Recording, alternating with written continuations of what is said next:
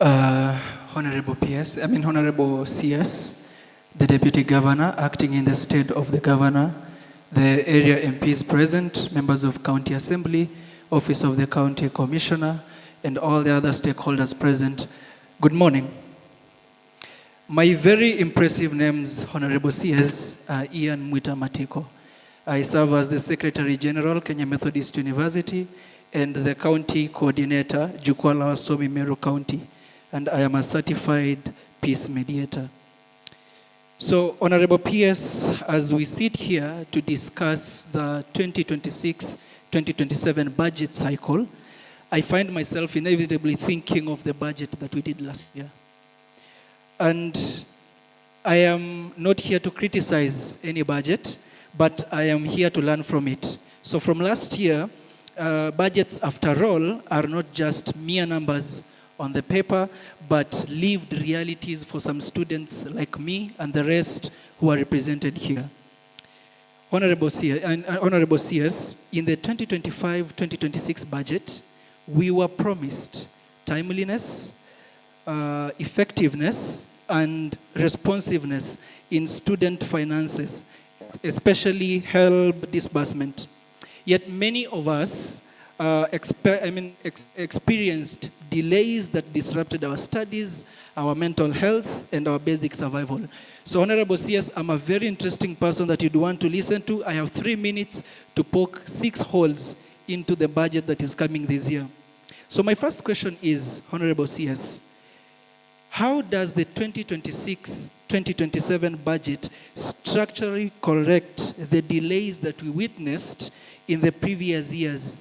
And what concrete timelines do students hold the Treasury accountable to? Last year's budget spoke about supporting education as a national priority. Yet many students still struggled with accommodation, meals, and even learning materials due to unpredictable funding flows. So my second hole is, in what ways does this new budget move beyond rhetoric to ensure that education is not just a mere investment and translates that education to actual and timely support for students on the ground? We also saw in the 2025-2026 budget that many needy students fell through cracks in HELB as a means of testing framework. And as a result, most of the most vulnerable learners were left without support. So my third question, Honorable CS, is, does the 2026-2027 budget allocate resources to reform or expand HELB's assessment model so that genuine hardships is better captured and addressed? Then, Honorable CS, in the last budget, universities often demanded for fees before HELB was even released. And this created a very strict tension between policy and practice. Such students were punished because of things that were beyond their control. So my fourth question is, how does the current budget that you're going to release in the course of the year encourage or compel better coordination between Treasury, HELB, and universities so that no student is locked out of learning while awaiting confirmed funds? Then lastly, we also cannot ignore the reality that there is inflation within the country. The cost of living has risen since the last budget, but students' allowances have largely been static. They have not moved. Many of us fund ourselves and are found to be debating between food and learning materials. So my last question is, how does the 2026-2027 budget include a mechanism to periodically adjust student finances in line with inflation rather than leaving us to bear the burden of rising costs alone? So those are my questions that I wanted to ask to you, Honorable CS, and I wouldn't want to take much time. However, I have some suggestion or a recommendation that I would put to the CS today. Looking back, the previous budget treated student loans majorly as liabilities rather than investments in national development. And I'm speaking this on behalf of the students who have already graduated. These students have graduated, but they are now dealing with the debts before they even set foot on the actual job market.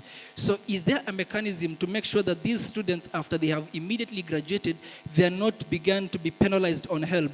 I mean, there is some time or some grace period that they're given before they actually begin repaying their debt so that they stabilize and actually get moving on with their lives. So thank you so much for that. I would want to really appreciate the Cabinet Secretary for making it to Meru, and you're always welcome within our region. Asante. Mpige makofi.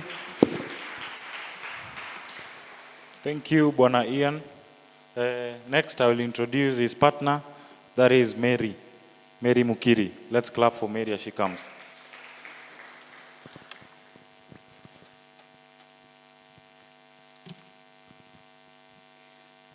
Good morning, everyone.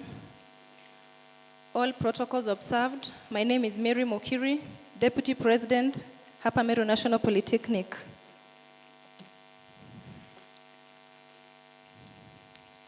Honorable CS, my first question is on delay. What are the main reasons for the continued delay in help disbursement to TVET students, despite students applying on time? Number 2, on budget allocation, has the National Treasury allocated sufficient funds to help to cover all eligible students, especially those in TVET institutions?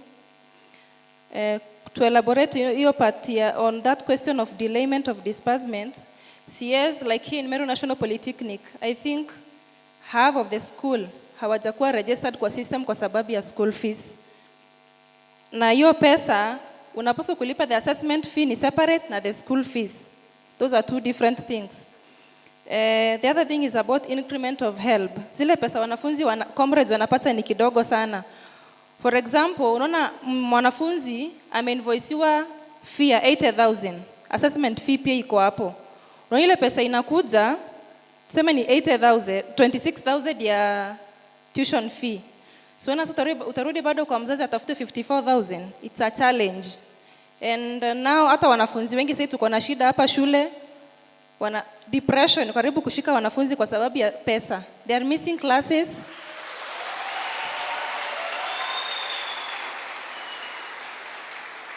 Class attendance iko very low. Hakuna wanafunzi kwa class kwa sababu ya challenge ya school fees na hiyo delay ya help.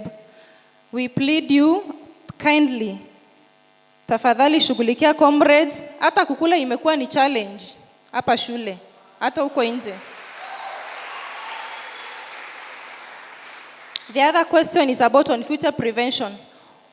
What long-term solution is the Treasury implementing to ensure help disbursement delays do not recur in future academic years? Thank you.